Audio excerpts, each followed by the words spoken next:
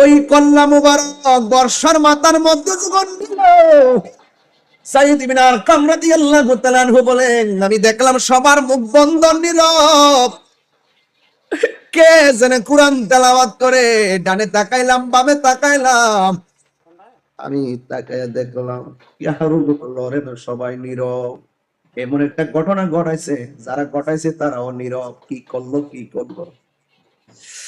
ওই মুহূর্তে বন্ধু যায়েদ ইবনে আরকাম রাদিয়াল্লাহু তাআলা আনহু বলেন, বর্ষার মাথার উপরে ইমামে হুসাইন রাদিয়াল্লাহু তাআলা আনহুর কল্লা মুবারক, মস্তক মুবারক, আমি তাকায়া দেখলাম কাহারও মুখ লড়ে না। ইমাম হুসাইন রাদিয়াল্লাহু তাআলা আনহুর ঠোঁট দুইটা লড়তেছে, সূরা কাহাফ থেকে তেলাওয়াত শুরু করে দিয়েছে। জিন্দা না মরা? আরো বড় করে, জিন্দা না মরা? ولا تقولوا لمن يقتل في سبيل الله أموات بل أحياء ولكن لا تشعرون। আল্লাহর পথে যারা জীবন দেয় এদেরকে মৃত বলো না, এরা হলো জিন্দা।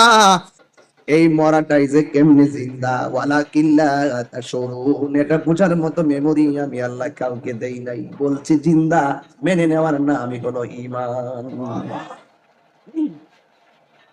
সব দলিল খুঁজতে যাইস না পাগল, সবকিছু দলিল তালাশ করো না। কিছু জিনিস আছে চিন্তা ভাবনা ছাড়াই মেনে নিতে হয়।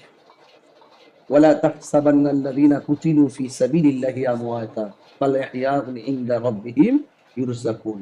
আল্লাহ বলছে, আরে এখানে তো বলছে মুখে বলিও না, আবার ওখানে বলতেছে ওয়ালা তাহসাবান, ধারণাও করিও না। বলা না, শুধুমাত্র মনে মনে চিন্তা করিও না এই মরাটা আবার জিন্দা কেমনে। আল্লাহ বলছেন মানো, মেনে নেওয়ার নামই ঈমান।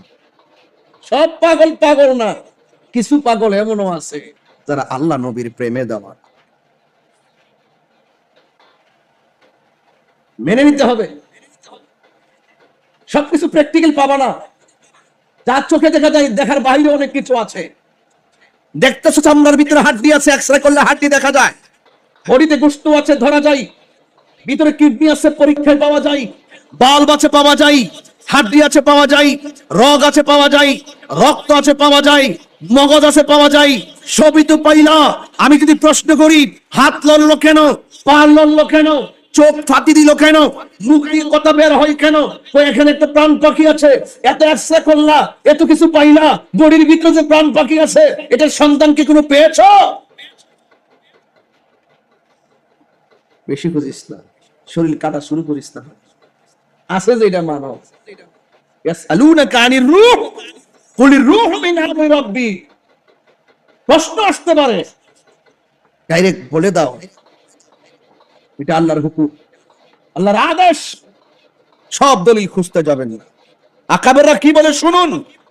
সবার ধারণ ক্ষমতা কি এক? হুজুর ওয়াজের ভিতরে ছোট ছোট কিছু কথা বলছেন, লাস্টে সতর্ক থাকতে হবে। কেউ আহলে বাইতের মুহাব্বতের কথা বলবে, সাহাবায়ে কেরামের বিরুদ্ধে কথা বলবে। আবার কেউ সাহাবায়ে কেরামের পক্ষে কথা বলে, আহলে বাইতের বিরুদ্ধে কথা বলে। যেটা আহলে বাইতের পক্ষে কথা বলে, সাহাবায়ে কেরামের বিরুদ্ধে কথা বলে, এটা হলো শিয়া। আর যারা সাহাবায়ে কেরামের বিরুদ্ধে কথা বলে, পক্ষে কথা বলে, আহলে বাইতের বিরুদ্ধে কথা বলে, এটা হলো খারেজি। আমরা খারেজিও না, আমরা শিয়াও না, আমরা আহলুস সুন্নাত ওয়াল জামাত। এটা কনসেপ্ট, এটাই কনসেপ্ট। এলার্ট থাকা লাগবে। মিষ্টির সুর দিয়ে কথা বলি, শুনলে পাগল হয়ে যায় না। আকীদা ঠিক থাকলে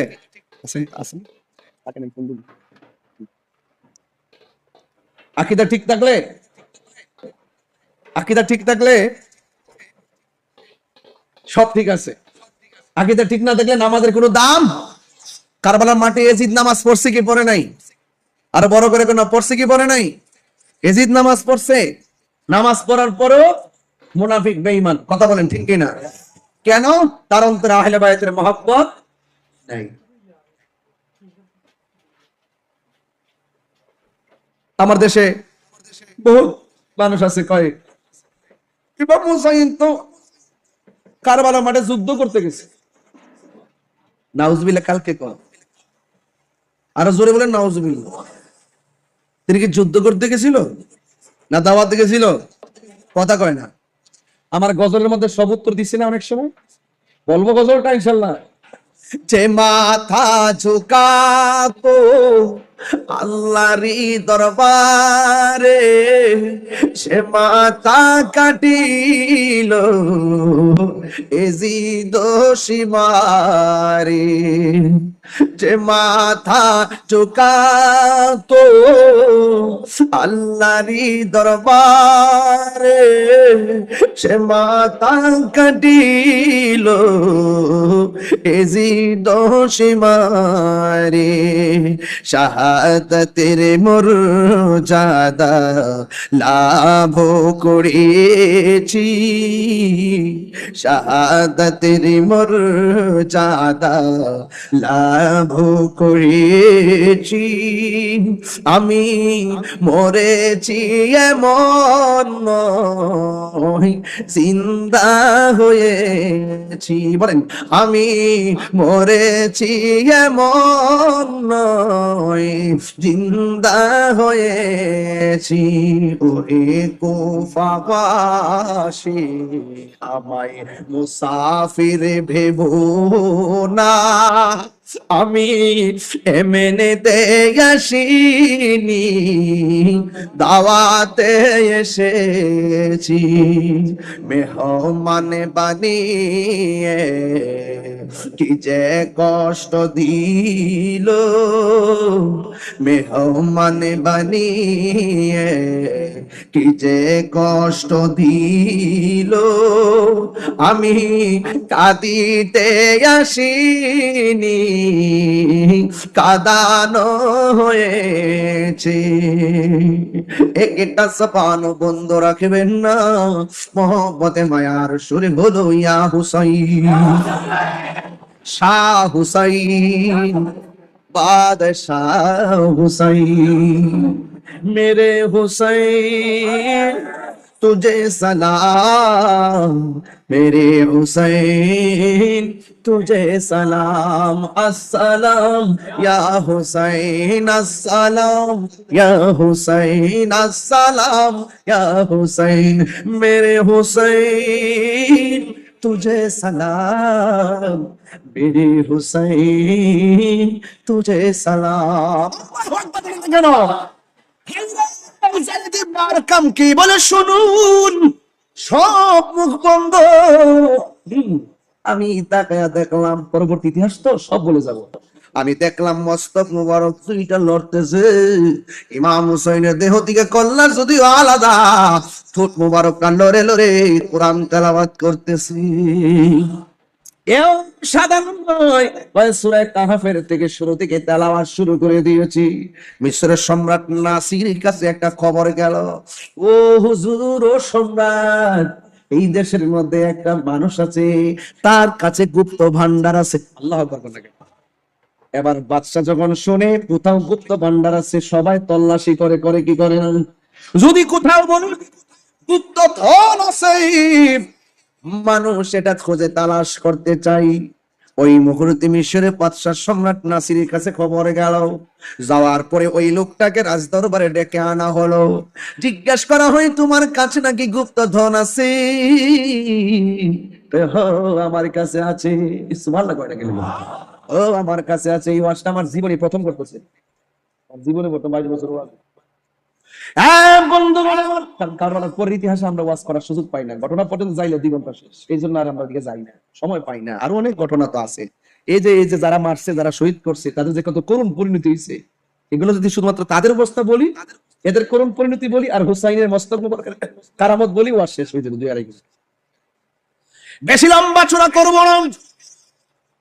এরপর মিশরের বাদশা সম্রাট নাসির যখন তাকে আনা হলো, ডাক দিয়ে বলে, তোমার কাছে কি গুপ্ত ধন আছে?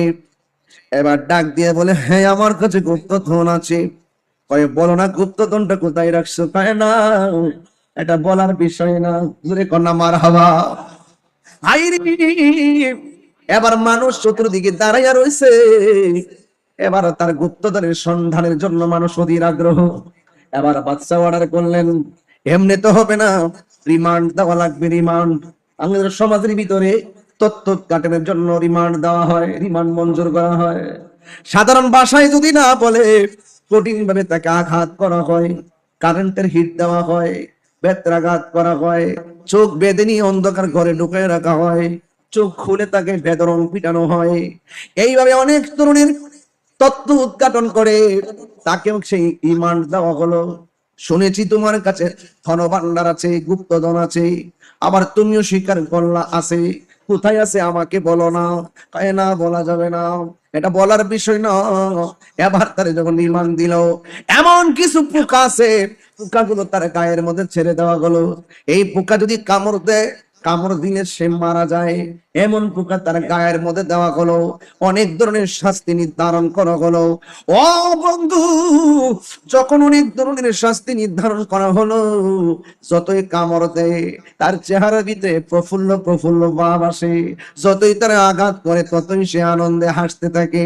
জোরে জোরে কি সুবহানাল্লাহ বলা যাবে না? আরে প্রেমিকদেরকে শুধুমাত্র দুনিয়ার পোকা কেন, প্রেমিকদেরকে তো জাহান্নামের আগুন ধরে না। কথা কোন ঠিক কিনা?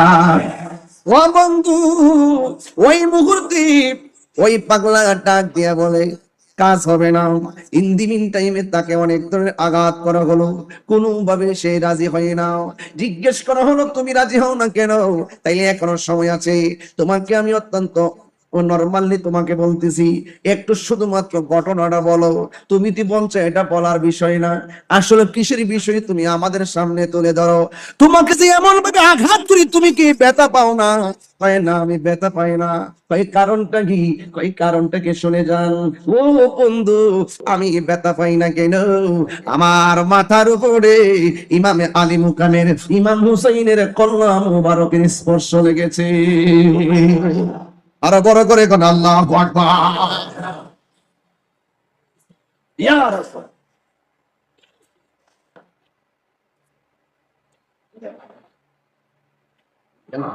আল্লাহু আকবার বলেন।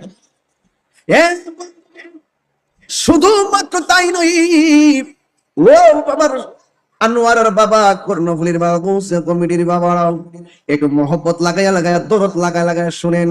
উম্মে সালমা বলেন, এই দিক দিয়ে জবাই হলো, আর আমি রাতের বেলা স্বপ্নে দেখলাম আমার নবী আমার ঘরের মধ্যে হাজির হয়ে গেছে। জুরে কোন সুবহানাল্লাহ। আমার নবী এই আনোয়ারাতে আসার ক্ষমতা আছে না নাই? আমাদের ভাঙ্গা করে নবী দিদার দেওয়ার ক্ষমতা আছে না নাই? উম্মে সালমা বলেন, আমি স্বপ্ন দেখেছি আমার নবী, আপনার নবী রহমাতুল আলামিন আমার ঘরের মধ্যে আসলেন। আমি তাকাইয়া দেখলাম আমার নবীর চুল মুবারকে মাটি মুবারক দেখা যায়, আমার নবীর দাড়ি মুবারকে মাটি মুবারক দেখা যায়, শরীর মুবারকে মাটি মুবারক দেখা যায়। মুহূর্তে আমার নবী উম্মে সালমার কাছে ডাক দিয়া বলে, এই উম্মে সালমা, আমি তোমার কাছে একটা বোতল দিয়া গেছিলাম। আজকে অনেক মানুষ নবী যে গায়েবের খবর দেনওয়ালা মানতে চায় না। এরা কি কয় জানেননি? কয় আল্লাহ জানাইলে গায়েব থাকে না। তাই একমাত্র গায়েবের খবর আল্লাহ জানে, এইভাবে মানুষকে বিভ্রান্ত করে। এ বন্ধু, আল্লাহ যার ইচ্ছা করে তাকে গায়েবের জ্ঞান দান করে। আমার নবীর জানাইতে জানাইতে এমন জানাইছে, আমার নবী এক ওয়াজের মধ্যে বৈশা কিয়ামত পর্যন্ত কি হবে নাকি না হবে সব বলে দিয়েছে। আল্লামাকা মালাম তাকুম তাআলাম ওয়ালা ولا يابس إلا في كتاب مبين। জলের স্তরে এমন কোন সূক্ষ্ম কণা নাই কোরআনের মধ্যে আল্লাহ বর্ণনা করে নাই, আর সব কোরআনের মগজ আমার আল্লাহ নবীর সিনার মধ্যে ঢেলে দিয়েছেন। আর রহমান আল্লামাল কোরআন। অনেক আজহার টাজার আছে কইরা মাথা নষ্ট, নবী নাকি নিরক্ষর ছিলেন, নবী নাকি লিখতে জানতেন না, পড়তে জানতেন না, নবী নাকি মূর্খ ছিলেন। নাউজুবিল্লাহ কোন না কেন? আর উনি শিক্ষিতের ঘরের শিক্ষিত। এদের লেভেল কিন্তু নোংরা, এরা ভাষা বড় শুদ্ধ, চলাফেরা বড় স্ট্যান্ডার্ড, কিন্তু জন্মের মিথ্যাবাদ। দেখছেন না একটা ঘটনা সাতক্ষীরার কি চলতেছে? এমপি গাজী নজরুল ইসলাম নেই সাতক্ষীরা, মেয়ের বয়স 14, মেয়ের বাপের বয়স 36, আর ওনার বয়স হলো 74 না কত। মেয়ের বাবা যখন আইসা লাইভ বলতেছে যে আমার মেয়ের বিয়ে হয়েছে ওনার সাথে, আমি মনে করছি মেয়ের বাপ বুঝি ওনার বড় ছেলে। সঠিক তদন্ত করতে হবে। ধরা খাওয়ার পরে AI, 2 দিন পরে কয় বিয়া হয়েছে, 3 দিনের মাথায় কয় আমরা যাচাই বাছাই করতেছি। ধরা পড়ার আগে রোমান্টিক, ধরা পড়লে কব।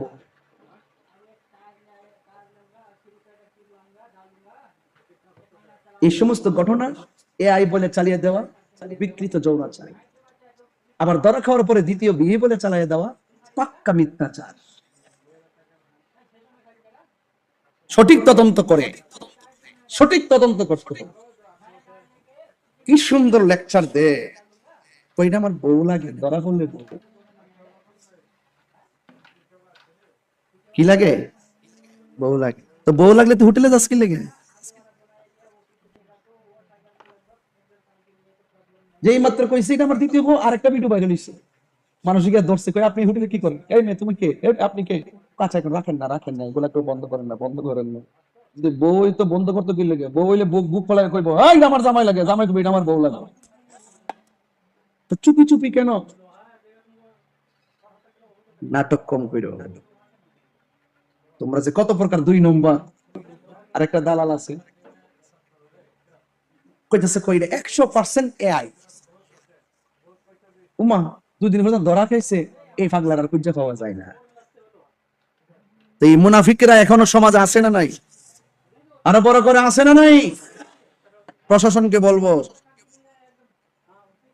সঠিক তদন্ত করে, তদন্ত করার সঠিক সময় এসেছে।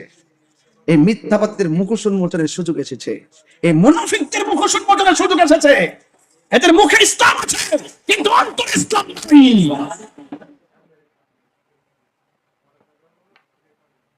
এই মুনাফিকরা আমার নবীর বিরুদ্ধে মিথ্যাচার করে চালিয়ে দেয়। এদের বট বাহিনী আছে, হারামটার হালাল করার জন্য বট বাহিনী লাগাই দেয়। কত প্রকার দাল লাগাই দিছে, নিউজ টিউজ কইরা একবার আল্লাহ গলি বানাই দিতেছে। এই মুনাফিক এখনো সমাজে আছে। আমরা হুজুর মনে জানে না, হুজুরে শুনছে না তো, আজকে সারাদিন ধরে হুজুর চলতেছে আর কি। এই যে কুষ্টিয়ার একটা আছে না মাথা পাগল, নাম কি? আমির হামজা। একই কোজের হুজুর, এক কইতাছে ক আল্লাহ পাক রব্বুল আলামিন হাসর মাঠে সর্বপ্রথম জান্নাতে ছাপকিরা দিয়া শুরু করবে।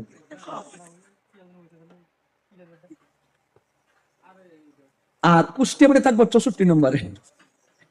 এর কুষ্টিয়া কয় নম্বরে? এত বড় জঘন্য কথা যারা বলে, এরপরে এদেরকে ইসলামের মুখপাত্র কিভাবে বলে আমার বুঝে আসে না।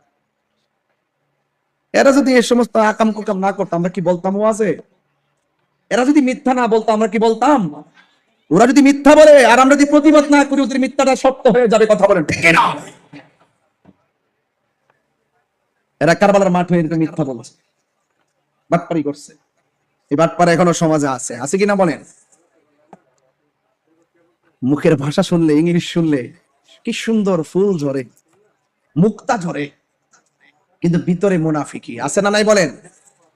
এই সমস্ত মুনাফিকদের সাথে আমাদের কোনো সম্পর্ক, আরো বড় করে সম্পর্ক।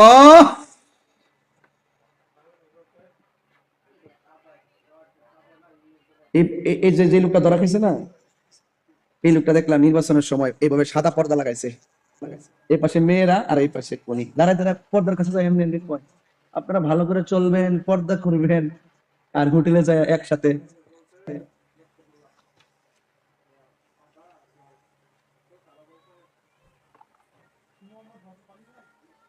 মেয়ের বয়স 14, পাশের বয়স 36, আইনের বয়স 60 না 65। কি একটা হিসাব নিকাশ দেখছেন? 75 নি 75, 75, 65 বছরের বড়। এগুলো হলো বিকৃত মানসিকতা। কতক্ষণ ঠিক কিনা? যাই হোক, আমি বলতে চেয়েছিলাম এগুলোর ফলোয়ার আছে, আবার এগুলোর ফলোয়ার সুন্দর সুন্দর কথা কয়। তো উম্মে সালমা, ওই যে রসুল যে বলছেন তুমি দেখো বোতলের ভিতরে কি আছে, এটা গায়েবের খবর। কথা কন ঠিক কিনা? রসুল তো আগেই বলে গেছেন, আর ওই মৌলবী বলে রসুল জানে না। রসুল নাকি মূর্খ? নাউজুবিল্লাহ না কেন?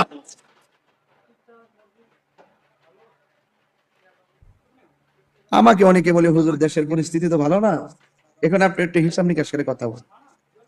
আমার 2 দিন পরে পরে হুমকি, দেখো তোর আয়ু শেষ। আমি কই, আপনি আজরাইলের দায়িত্ব কোন দিন থেকে পাইছেন? আপনি আজরাইলের দায়িত্ব কোন দিন থেকে পাইছেন? তা আমার সামনে আইন। মৃত্যু একদিন হবে, সাদাকে সাদা বলতে হবে, কালোকে কালো বলতে হবে, হককে হক বলতে হবে, বাতিলকে বাতিল বলতে হবে।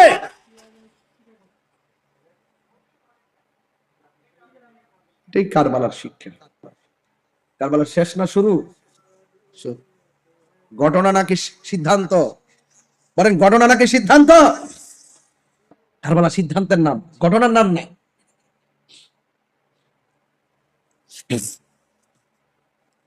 আল্লাহর হাবিব বলেন, উম্মে সালমা, আমি বোতল দিয়ে গিয়েছিলাম মাটি, এই মাটিগুলা দেখো রংটা কেমন আছে দেখো। উম্মে সালমা রাদিয়াল্লাহু তাআলা আনহা বলেন, ইয়া রাসূলুল্লাহ, নবী গো আমার, আপনার দাড়ি মুবারকে কেন বালু দেখা যায়, আপনার চুল মুবারকে কেন মাটি দেখা যায়? আল্লাহর হাবিব বলে, এই উম্মে সালমা, আমার আদরের কলিজার টুকরা কি ইমাম হুসাইন রাদিয়াল্লাহু তাআলা আনহুকে যখন মাটির মধ্যে শোয়া দিল, গলার মধ্যে ছুরি চালায়া দিল, আর আমার হুসাইন যখন নানা গো কইয়া ডাকটা দিল, আমি মদিনায় থাকতে পারি নাই। আমার নাতি হুসাইন রে জরায়া দইরা করা করি খাইলাম, আমার গায়ে সেই ধুলাবালি লেগে আছে। আকাশে কান্দে, বাতাসে কান্দে, কান্দে দরিয়ার পানি, দুই পুত্র হায়া কান্দে, ফাতেমা জননী রে, হায়রে আমার সোনার চন্দ্রমণি, হায়রে আমার সোনার চন্দ্রমণি। আকাশে কান্দে, বাতাসে কান্দে, কান্দে দরিয়ার পানি,